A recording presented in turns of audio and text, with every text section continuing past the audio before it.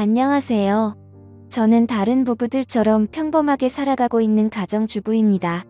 얼마 전 겪었던 일에 대해서 사연을 적고 싶어서 이렇게 글을 적어요. 제 나이 40에 정말이지 너무나도 신기하고 짜릿했던 경험을 하게 되었습니다. 남편과 지금까지 살면서 한 번도 부족한 것 없이 사랑을 주고받고 행복하게 살고 있다고 생각했었는데 그날의 추억은 정말로 너무나도 강렬해서 아직까지 잊혀지지가 않네요. 그렇다고 저희 부부가 사이가 안 좋았던 것도 아닙니다. 저희 부부는 예전부터 금술이 좋기로 유명해서 주변 사람들도 부러워할 정도였어요. 그리고 남편은 신혼 때부터 지금까지 10년이 넘는 시간 동안 한결같이 저를 사랑하고 아껴주었습니다.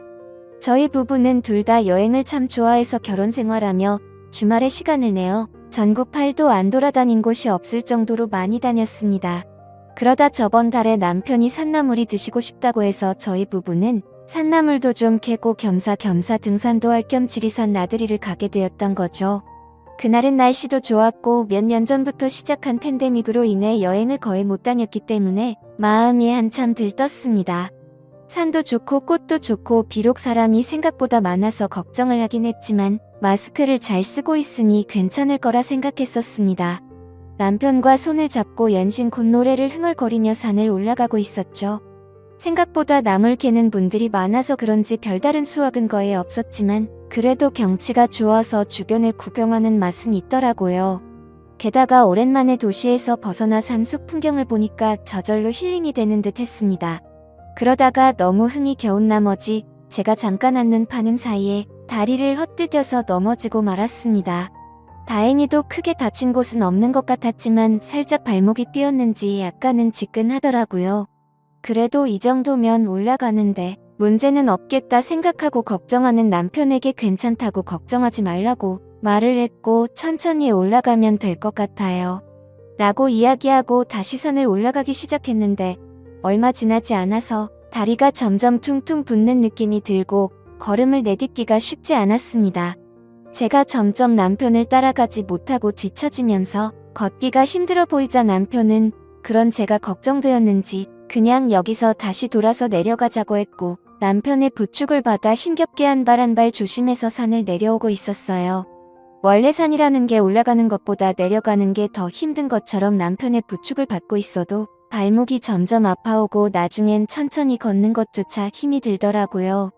몇 걸음 걷다가 쉬고 또 얼마 걷다 말고 앉아서 쉬니까 이러다가는 해지기 전에 내려갈 수 있을까 점점 초조해지고 걱정이 되기 시작했습니다. 남편은 더 늦기 전에 빨리 구조대라도 부르자고 하는데 솔직히 크게 다친 것도 아니고 이런 일로 열심히 일하시는 분들 불러다가 민폐를 끼치고 싶지는 않더라고요. 그렇다고 남편이 저를 업고 내려가기에는 경사가 심해서 너무 위험했고 최선의 방법은 그냥 한 발 한 발 조심히 내려가는 방법 말고는 없어 보였습니다. 그런데 그때 앉아서 쉬고 있는 제 곁으로 누군가가 다가왔어요.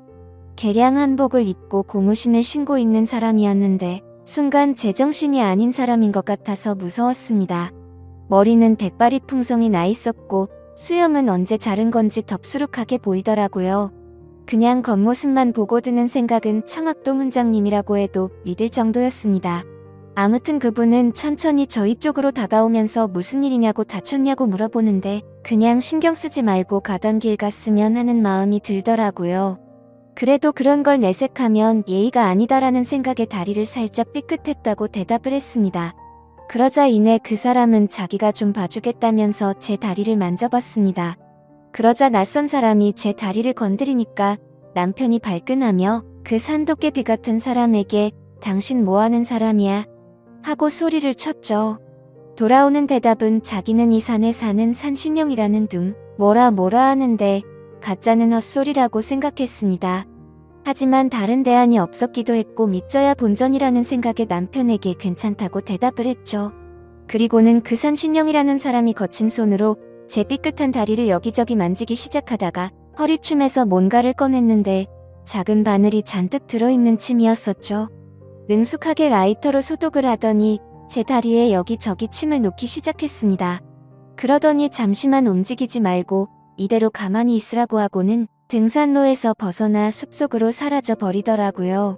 남편과 저는 뭔가에 홀린 사람처럼 정신이 멍해져서 서로를 쳐다보고 있었고, 그로부터 약 10분의 시간이 지났을 때 숲속에서 산신령이 풀을 한 줌 뜯어오더니 그걸 돌에 익혀서 떡처럼 만들었습니다. 이게 약초라며 도시 사람들은 약을 바로 지천에 두고도 모른다며 혀를 차더라고요. 그리고 나서 제 목에 둘러져 있던 손수건을 뺏어서 약초를 제 발목에 붙이고 손수건을 묶어 고정해 주었습니다. 그리고는 남편에게 제 허벅지 쪽을 가리키면서 이곳을 주물러줘야 혈액순환이 되면서 약효가 빨리 돌아라고 말하더라고요.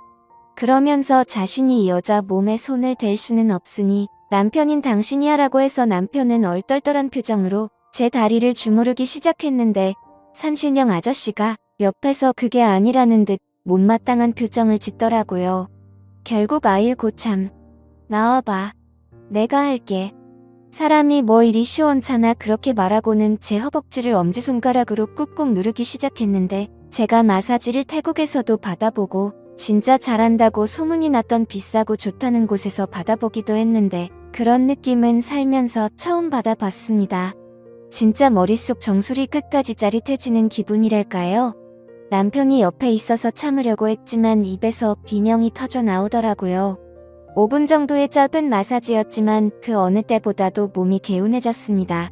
그러다니 자기 물건을 챙겨서 호련히 일어나서 가려고 하더군요. 이제 조심해서 내려가. 내려가면 당분간 다리 쓰지 말고. 그러자 남편은 돌아서는 산신령에게 치료비라며 지갑을 꺼냈는데 건방지게 아무데서나 돈 꺼내지 말라고 호통을 치고는 그대로 산 위로 금방 사라져버렸습니다. 제 다리는 정말 거짓말처럼 통증이 줄어들었고 이 정도면 제 스스로 걸어서 산 밑까지 내려갈 수 있을 것 같았습니다. 남편과 집에 돌아와서도 다리 잘 풀어주고 쉬었고요.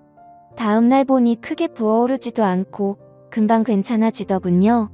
병원에서도 초기에 대응을 잘해서 가만히 놔두면 금방 낫겠다고 크게 신경 쓰지 않아도 된다고 했습니다.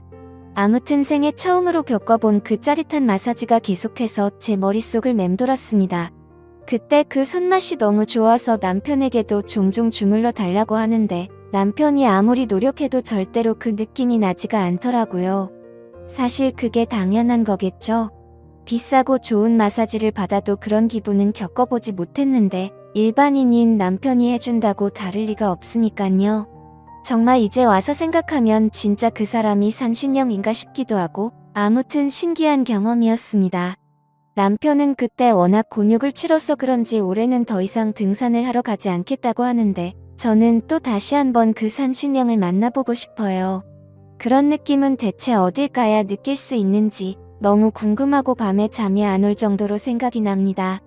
이런 생각을 하는 제가 이상한 걸까요? 남편과의 사이는 전혀 문제가 없는데 그때 그 좋았던 기분이 머릿속에서 떠나지를 않습니다. 그래서 주말에 시간을 내서 혼자서 찾아가 보려고 하는데 뭔가 남편에게 말하지 않고 가기에는 미안한 마음이 들기도 하네요.